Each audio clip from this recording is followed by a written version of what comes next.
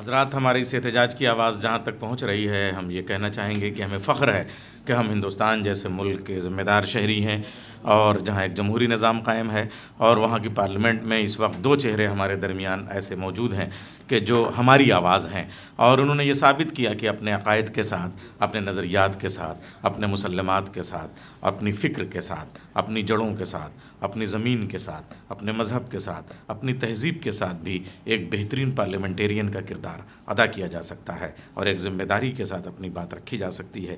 عوام میں بھی وہ بات رکھی جا سکتی ہے، پارلیمنٹ میں بھی رکھی جا سکتی ہے۔ ان میں دو نام نامی اس میں گرامی میرے سامنے ہیں، عزت مآب، عالی قدر، عالی مرتبت حنیفہ جان صاحب لداخ کے ممبر آف پارلیمنٹ ہیں، جو ہماری آواز کے لیے اس وقت جو ہے وہ وہاں پہ نمائندگی کر رہے ہیں۔ میں ان سے گزارش کر رہا ہوں، ہونا تو یہ چاہیے کہ ان کے لیے لکھنؤ میں خصوصی طور پہ اعزازی تقریب ہو، لیکن آج احتجاج کا موقع ہے، سوگ کا موقع ہے، اور اس موقع پہ وہ تشریف لے آئے ہیں۔ ہمارے پاس لفظ نہیں ہے، صرف آپ کے جذبے کی ہم قدر کر رہے ہیں۔ ابھی پارلیمنٹ کا سیشن ختم ہوا عباس بھائی، سب دنیا جانتی ہے، اور اس کے بعد میں وقت نکالا ہے آپ نے، اور ابھی اس کے بعد کشمیر جائیں گے، لداخ جائیں گے۔ میں گزارش کر رہا ہوں وہ تشریف لے آئیں، بآواز بلند نعرہ صلوات سے آپ ان کا خیر مقدم۔ اللہ اعوذ باللہ من الشیطان اللعین الرجیم، بسم اللہ الرحمن الرحیم۔ علماء اکرام، سادات اعظام، عزیز حاضرین، السلام علیکم۔ وقت کی کمی ہے، اس لیے اپنے تقریر کو بہت ہی شارٹ کر کے میں کوشش کروں گا کہ کچھ 2-3 منٹ میں آپ کا یہ جو وقت یہ کریں۔ سب سے پہلے میں صوفی اسلامک بورڈ اور البقیہ آرگنائزیشن کا میں بہت ہی شکر گزار ہوں کہ مجھے موقع دیا اس تقریب میں کچھ شمولیت کرنے کا۔ آج سے تقریباً 100 سال پہلے آج کے دن وہ علمدان دن تھا، جب آل سعود نے، ہم سب کو پتہ ہے کہ نجدی افکار کی پیروی کرتے ہوئے جنت البقیع کے مقدس مزارات کو مسمار کر دیا۔ یہ صرف عمارتوں کی تباہی نہیں تھی، بلکہ یہ اسلامی تاریخ، ثقافت اور مسلمانوں کی جذبات پر ایک سنگین حملہ تھا۔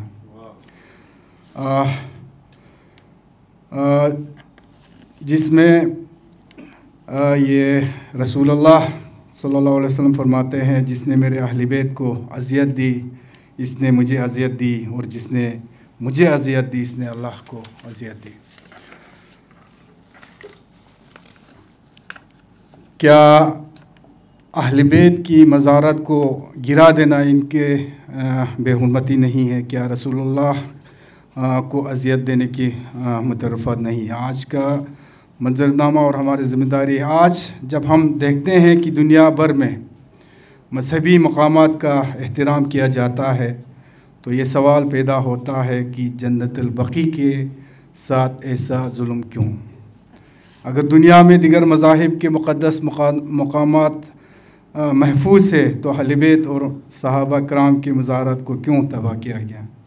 اگر انسانیت، ثقافت اور تاریخی ورثے کے احترام کی بات کی جاتی ہے، تو اسلامی تاریخ کے اس انمول ورثے کو کیوں مٹا دیا گیا؟ اگر دنیا بھر میں اقوام متحدہ تاریخی مقامات کی حفاظت کے قوانین بناتی ہے، تو پھر جنت البقیع کی تعمیر نو پر کیوں خاموش ہے؟ یہ تمام سوالات امت مسلمہ کی ضمیر کو جھنجھوڑنے کے لیے کافی ہیں۔ آج ضرورت اس امر کی ہے کہ ہم نہ صرف اس سانحے کی مذمت کریں، بلکہ عالمی سطح پر آواز بلند کریں، تاکہ ان مقدس مقامات کی دوبارہ تعمیر نہ ہو سکے۔ آج ہم دیکھتے ہیں کہ مسلم دنیا میں اتحاد کے بجائے اختلافات کو ہوا دی جا رہی ہے۔ جہاں ہمیں جنت البقیع جیسے مقدس مقامات کی بحالی کے لیے مشترکہ کوششیں کرنی چاہیے، وہاں امت مسلمہ اندرونی تنازعات میں الجھ کر رہ گئی ہیں۔ یہ ہماری کمزوری نہیں تو اور کیا ہے؟ ہم بحیثیت مسلمان اور خصوصاً بحیثیت شیعہ و سنی مومنین یہ عہد کریں کہ ہم جنت البقیع کی تعمیر نو کے لیے ہر ممکن کوشش کریں، اور ہم عالمی سطح پر ان مقدس مقامات کی بحالی کے لیے آواز اٹھائیں گے۔ ہم اپنے نوجوانوں کو اہل بیت کی تعلیمات سے روشناس کرائیں تاکہ وہ اپنے مذہبی اور ثقافتی ورثے کی دفاع کر سکیں۔ ہم امت مسلمہ میں اتحاد پیدا کریں گے تاکہ فرقہ واریت کی دیواریں گرائی جا سکیں۔ میں اس مقام سے ایک قومی و دینی ذمہ داری سمجھ کر آپ سب سے یہ درخواست کرتا ہوں کہ یہ نہ صرف تاریخ کا ایک دردناک لمحہ ہے بلکہ یہ ایک ایسا موقع ہے جسے ہم سب کو یاد رکھنا اور اس پر آواز بلند کرنا ہے۔ جنت البقیع کا انہدام ہمیں اس حقیقت سے آگاہ کرتا ہے کہ ہمارے ان مقدس مقامات کا تحفظ صرف ہماری روحانیت اور عقیدت سے نہیں بلکہ ہماری عزم اور حوصلے سے ممکن ہے۔ یوم انہدام جنت البقیع نہ صرف ایک دن ہے بلکہ یہ ہمیں ہماری تاریخ اور ہمارے ایمان کی پختگی کو یاد دلاتا ہے۔ ہم ملت لداخ کی عوام، تمام مسلمان اور ہر وہ انسان جو عدل و انصاف کی پذیرائی میں یقین رکھتے ہیں، ہمیں اس ظلم کی روک تھام کے لیے ایک ساتھ کھڑا ہونا ہوگا۔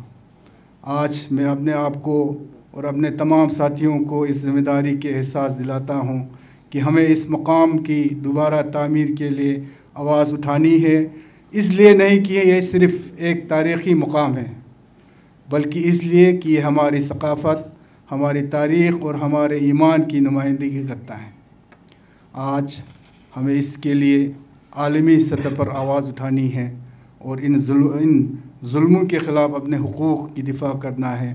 یہ صرف ہمارے حق کا معاملہ نہیں بلکہ یہ پوری امت مسلمہ کے اس عظیم ورثے کی دفاع ہے۔